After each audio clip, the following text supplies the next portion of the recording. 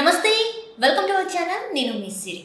So ఈ రోజు మనతో పాటు ఉన్నారు TDP official spokesperson Uppalapati Srinivas Chowdary గారు. నమస్కారం సార్. నమస్తే మా సిరి గారు. సార్, ఇప్పుడు చూస్తున్నట్టయితే దామచర్ల అంటే మాజీ ఎమ్మెల్యే దామచర్ల జనార్దన్ గారు కొన్ని వ్యాఖ్యలు చేశారు. ఏంటంటే జగన్మోహన్ రెడ్డి గారికి బాలినేని శ్రీనివాస్ రెడ్డి గారికి కొన్ని వాళ్ళిద్దరి మధ్య సఖ్యత కుదరలేదు, కొన్ని గొడవలు అయ్యాయి. దానివల్లనే వైసీపీ నుంచి టీడీపీలోకి బాలినేని శ్రీనివాస్ రెడ్డి వచ్చే ప్రయత్నాలు అయితే చేశారు, కానీ అది కుదరలేదు. గట్టి లేక వైసీపీలోనే ఉన్నారు అని చెప్పేసి అయితే తను కొన్ని వ్యాఖ్యలు చేశారు. సో ఈ వ్యాఖ్యల్ని మనం ఎలా పరిగణించాలి సార్? సిరి గారు, మొదట మీకు టీవీ ప్రేక్షకులకి తెలుగుదేశం పార్టీ తరఫున నమస్కారాలు. వైఎస్ఆర్సీపీ పార్టీలో జగన్మోహన్ రెడ్డి గారు అనుసరించిన విధానాల వల్ల బాలినేని శ్రీనివాస్ లాంటి వాళ్ళు చాలా మంది ఇలాగా నివురు గప్పిన నిప్పులాగా ఉన్నారు. ఉదాహరణకి మా జిల్లాలో చెవిరెడ్డి భాస్కర్ రెడ్డి గారు చంద్రగిరి నియోజకవర్గం ఎమ్మెల్యే ఉండేవాడు, ఇప్పుడు ఉండేవాడు. ఆయన తీసుకెళ్ళి ఇప్పుడు ప్రకాశం జిల్లాలో వేశారు, అంటే ఒంగోలు ప్రాంతం. అక్కడ బాలినేని గారు ఏంటంటే జగన్మోహన్ రెడ్డి గారి యొక్క అమ్మగారికి బంధువులు అవుతారు, చాలా దగ్గర రిలేషన్స్ కూడా. గతంలో ఒక చిన్న ఎస్ఐ పోస్టు, కానిస్టేబుల్ పోస్టు కూడా నేను ట్రాన్స్ఫర్ చేసుకోలేకపోతున్నాను, ఈ పార్టీలో ఉండి నాకేం ఉపయోగం అనే విధంగా మాట్లాడారు. అలాగే కొన్ని కాంట్రాక్ట్ బిల్లులు ఇవ్వలేదని చెప్పి కూడా అప్పుడున్న బుగ్గన రాజేంద్ర గారి ఆరోగ్య శాఖ మంత్రికి మాట్లాడితే జగన్మోహన్ రెడ్డి గారు చెప్పే తప్ప నేను చేయలేనని చెప్పి చేతులు ఎత్తేసాను. ఇది కాకుండా పర్సనల్ గా బాలినేని గారి పర్సనల్ కాన్స్టిట్యున్సీ అభివృద్ధికి డెవలప్మెంట్ ఫండ్స్ అడిగినప్పుడు కూడా బాబాయ్ మళ్ళీ ఇస్తాను బాబాయ్ అనే విధంగా చెప్పడంతో నమ్మి వచ్చిన దానికి 5 ఏళ్ళు పూర్తయిన 5 రూపాయలు కూడా ఇవ్వాలి. ఈ అంశాలన్నీ కూడా మాట్లాడాలని, నిలదీయాలని గతంలో జగన్మోహన్ రెడ్డి గారి ఇంటర్వ్యూ పోవడం జరిగింది. ఆ తర్వాత ఆయన ఇస్తానని చెప్పి వాయిదా వేస్తూ రావడంతో పార్టీ నుంచి వీడాలని ఒక దశలో కాన్స్టిట్యున్సీలో ఉన్నటువంటి తన అనుయులు, కొంతమంది మిత్రులతో కలిసి మీటింగ్ పెట్టాడు. దాదాపు ఆయన బయటికి వచ్చేస్తాడు అనే విధంగా ఉండేటప్పుడు అప్పుడు వైవి సుబ్బారెడ్డి గారు మంత్రాంగం నడిపి విజయసాయి రెడ్డి గారి ద్వారా రాజీ చేసి ఒకసారి తీసుకెళ్లి జగన్మోహన్ రెడ్డి గారిని కలిపారు. కలిపినప్పుడు జగన్మోహన్ రెడ్డి గారు ఏంటంటే కెమెరా ముందు ఒకలాగా ఉంటాడు, కెమెరా తర్వాత ఒకలాగా ఉంటాడు. అంటే బస్సులో ఒకలాగా ఉంటాడు, బస్సు పైకి వచ్చిన ఒకలాగా ఉంటాడు. బాలినేని గారు పిలిచి ఎదిగా బాబాయ్, ఇదిగా బాబాయ్ అని చెప్పి నువ్వు లేకపోతే నేనేం లేను ఏదో కొంచెం మంచి మాటలు చెప్పడంతో నమ్మాడు. మళ్ళీ సెకండ్ టైం నమ్మాడు. నమ్మిన తర్వాత నిజంగా చేస్తాడేమో అనుకున్న తర్వాత చివరికి ఆయన సీటుకి ఎదురు వచ్చింది, ఇస్తారా ఇరా అనే విధంగా. ఇప్పుడు మళ్ళీ ఆయన రోలంలో పడిపోయాడు. సో ఎప్పుడైతే ప్రకాశం జిల్లాలో ఉన్న తన వర్గం, ఆయన దాదాపు నెల్లూరుని కొంత భాగము, ప్రకాశం జిల్లాలో మేజర్ భాగము, నియోజకవర్గాల్లో కూడా ఆయన ఒక కోఆర్డినేటర్ గా ఉంటూ పూర్తి స్థాయిలో వైఎస్ఆర్సీపీకి వన్ ఆఫ్ ద పిల్లర్ గా ఉండేవాడు. ఎందుకంటే బంధువు కాబట్టి దగ్గర తెచ్చాడు. చాలా విషయాలు కూడా చనువు తీసుకొని ఖర్చు పెట్టి పార్టీ కోసం నిలబడి జెండాలు పట్టుకొని కార్యకర్తలు పెట్టుకొని చేశాడు. ఇప్పుడు దామచర్ల లాంటి వాళ్ళు పొమ్మనకుండా పోగొడుతున్నారు. గతి లేకుండా, వేరే గతి లేకుండా నేను ఇంకేం రాజకీయ పార్టీలో పోలేడు కాబట్టి ఇచ్చి తన సూరుపడుకొని ఎలాడతారనే ఆలోచనతో హేళన చేయటం, అవహేళన చేయటం, కామెంట్లు చేయడంతో మొదలుపెట్టారు. ఇప్పుడు బాలినేని గారు మళ్ళీ ఇప్పుడు ఆత్మలోకాలు పడ్డారు. ఎందుకంటే నేను ఇంకా వెళ్ళడమే బయట బెస్ట్ అని ఆలోచనలో పడ్డారు. నాకు తెలిసి నిన్న ఒక చిన్న మీటింగ్ కూడా జరిపారు నైట్. ఈ రోజు రేపులో కూడా మళ్ళీ అనిమీలతో మీటింగ్ పెట్టుకొని నాకు ఇక్కడ పొసికేట్గా లేదు, పొమ్మనకుండా పోగొడుతున్నారు, నేను వేరే ఆల్టర్నేటివ్కి వెళ్ళకపోతే నా జీవితం నాశనం అయిపోతుంది రాజకీయంగా అని చెప్పి. ఎందుకంటే చిత్తూరు జిల్లాను తీసుకొచ్చి అక్కడ ఒక ఆయన ఎంపీగా పెట్టారు. బాలినేని ఏమో తక్కువ చేశారు, రాజకీయంగా గుర్తింపు లేకుండా చేశారు. బంధువు అని చెప్పుకోవడమే కానీ కానిస్టేబుల్ కూడా నేను ట్రాన్స్ఫర్ చేసుకోలేని పరిస్థితులు ఉన్నాను కాబట్టి ఈ పార్టీలో ఉండినా ఒకటి ఓడినా ఒకటి అనే లెవెల్లో ఆయన ఆల్రెడీ మేధోబాధనం చేసుకుంటున్నాడు. సిచ్యువేషన్ దారుణంగా ఉంది. ప్రకాశం జిల్లాలో ఆయన నమ్ముకున్న సెకండరీ గ్రేడ్ నాయకులు, మండల నాయకులు, అలాగే పట్టణ నాయకులు కూడా అరే బాలినేని గారిని ఏం చేసుకోలేకపోతున్నారు, మేము ఆయన ఉంటే ఏం చేసుకోలేమని చెప్పి నిదానికి ఒక్కొక్కరు రత్నాలాగా రాలిపోతున్నారు. ఎందుకంటే ఇంత ఉంటే ఏం చేసుకోలేము కదా, ఇంక ప్రత్యర్థి పార్టీలు మన మీద దాడి చేయడం మొదలు పెడతారు. ఆల్రెడీ జగన్మోహన్ రెడ్డి గారిని అల్కేట్ చేసిన చెవిరెడ్డి లాంటి వాళ్ళ దగ్గరికి వెళ్ళిపోదాము. ఒకప్పుడు చెవిరెడ్డి గారు వెళ్ళి ఎంపీ గారిని పోటీ చేస్తారని ఫ్లెక్సీలు పెడితే నైట్ కాల్ చేశారు, గొడవయింది. అంటే నాకు ఇక్కడ బాలినేని గారిని కాదని మీరు ఎలా వస్తారు అని. చివరికి బాలినేని గారితో వెళ్ళి మాట్లాడుతూ ఉంటే ఆయన ఇంటర్వ్యూ కూడా ఇవ్వలేదు చెవిరెడ్డి గారికి.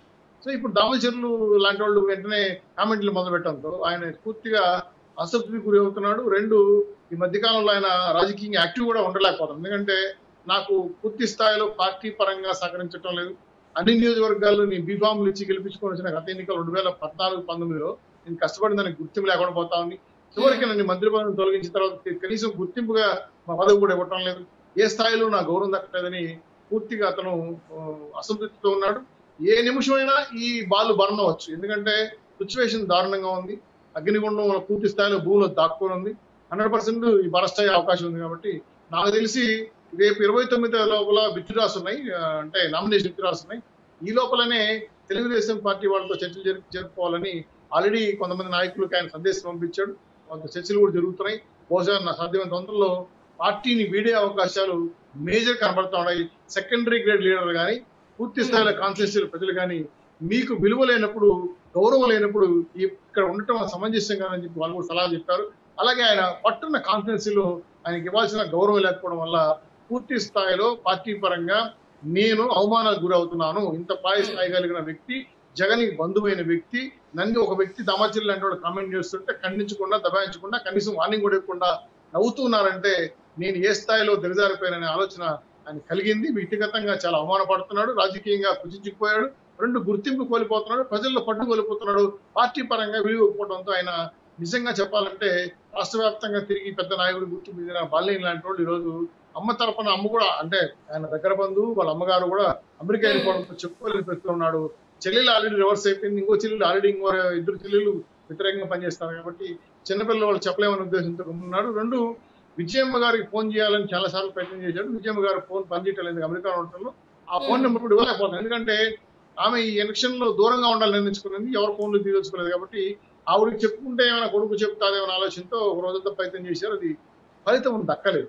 చివరికి ఏంటంటే మళ్ళీ కాన్ఫరెన్స్కి వచ్చే కొద్దికి మళ్ళీ మొదలైంది ఆయనకి ఇన్ ఫ్రంట్ ఆఫ్ క్రొడాయిల్ ఫెస్టివల్. ఈ ఫెస్టివల్ నాకు జరిగే ముందే నేను జాగ్రత్త పడకపోతే జగన్మోహన్ రెడ్డి గారితో ఇబ్బంది పడతాను, నాకు రాజకీయ భవిష్యత్తు 0 అవుతుంది ఆలోచనతో పూర్తి స్థాయిలో ఆయన జాగ్రత్త పడి వేరే నియోజకవర్గాల నుంచి పోటీ చేసే అవకాశం ఉంటే చూద్దామని ఆలోచనతో ప్రయత్నాలు చేశాడు. కానీ మసిపూసి మార్కెట్ చేసిన జగన్మోహన్ రెడ్డి గారు ఇప్పుడు బాలినేని గారి గుర్తింపు లేకపోవడంతో ఇంకా నాకు ఈ పార్టీలో ఉండడం బెస్ట్ అని నిర్ణయించుకున్న తర్వాత 100% తెలుగుదేశం రావాలని మంతనాలు జరుగుతున్నాయి, చర్చలు జరుగుతున్నాయి. సో వీలైన తొందరలో 29 లోపలే ఈ అంశానికి తెరపడే అవకాశం ఉంది. సో జగన్మోహన్ రెడ్డి గారు మరొక వికెట్ కోల్పోయి మళ్ళీ ఓటమికి దగ్గరయ్యే ఆస్కారం ఉందనే ఆలోచన జనాలను అందుతున్న వార్తలు ఇవన్నీ కూడా 29 లోపల నిజమయ్యే అవకాశం ఉందని మీ ద్వారా తెలియజేస్తున్నాను. రైట్ సార్, ఇప్పుడు మీరు చెప్పినట్టయితే బాలినేని శ్రీనివాస్ రెడ్డి గారు ఒంగోలు నుంచి పోటీ చేస్తున్నారు, అంటే టీడీపీ నుంచి వెళ్ళి ఒంగోలు నుంచి పోటీ చేయాలి, కాకపోతే అక్కడ చంద్రబాబు నాయుడు గారు ఇంకా పవన్ కళ్యాణ్ గారు ఒప్పుకోలేదు అని కూడా మనకి వార్తలు వస్తున్నాయి. ఇందులో వాస్తవం ఉందంట. నిజమే. ఇప్పుడు ఒంగోలు పర్యటనకి వెళ్ళినప్పుడు ఆయన కొంతమంది మనుషులు ఆయన మనుషులుగా దూతలుగా పంపించారు, వాళ్ళతో చర్చించారు కూడా. ఇది సమయం మించిపోతా ఉంది, మీరు ముందే దిగేసి ఉంటే ఆర్ఆర్ గారికి ఇచ్చాం కదా, త్రిపుల్ గారు రామకృష్ణరాజు గారికి, అలాగే మీకు అవకాశం ఇచ్చేవాడని డిస్కస్ చేశారు.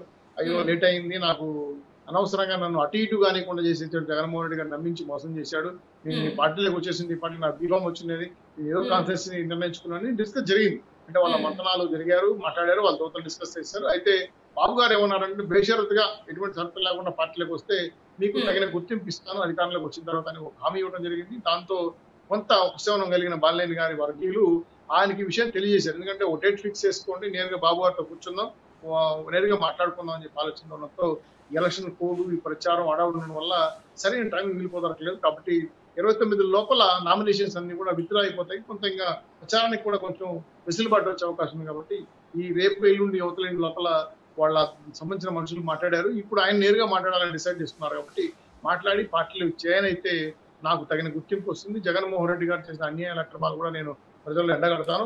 బంధువైనా అంటే తల్లిదండ్రుల తగిన రక్త బంధువైనా నన్ను ఈ రోజు ఈ విధంగా వాడుకొని వదిలేసి పూర్తిగా రాజకీయ జీవితాన్ని నాశనం చేస్తున్న జగన్మోహన్ రెడ్డి గారి మీద గొంతుల దాకా రగిలిపోతున్నాడు. ఆయన కదిలిస్తే ఏదో కన్నీటి బొట్లు కాదు, బాధంతా వెలగెత్తుతున్నాడు. ఎందుకంటే నేను పార్టీ కోసం, జగన్మోహన్ రెడ్డి గారి కోసం, అలాగే రాజశేఖర రెడ్డి గారి లెగసీని కాపాడడం కోసం కాంగ్రెస్ పార్టీలో ఉండి వీడియో వచ్చి కూడా ఈరోజు నేను వాళ్ళ దగ్గర తిట్లు కష్టపడి పనిచేసి పార్టీ ఒంగోలు నియోజకవర్గం ప్రకాశం జిల్లా పూర్తి స్థాయిలో నేను బాధ్యత తీసుకొని గెలిపించుకుంటే నాకు ఇచ్చిన మర్యాద ఇదా, నాకు ఇచ్చిన గుర్తింపు ఇదా అని ప్రశ్నిస్తే కనీసం సజ్జల రామకృష్ణారెడ్డి గారు కానీ మధ్యస్థ చేసిన వైవి సుబ్బారెడ్డి గారు కానీ అలాగే విజయసాయి రెడ్డి గారితో మాట్లాడితే ఒక దశలో ఫోన్ తీయలేదు అనే అంశాన్ని కూడా చెప్పారు. ఇంకోసారి మాట్లాడితే నేను డిస్కస్ చేస్తాను అన్నగారితో చెప్తూ మాట్లాడారు. ఇవన్నీ కూడా ఫలితాలు రావడం లేదు. కాబట్టి ఆయన డిసైడ్ అయిపోయారు, ఖచ్చితంగా రాజకీయ కండువు మారుతుంది. ఇది జగన్కి పెద్ద నష్టం అని కూడా మీ ద్వారా చేస్తున్నాను.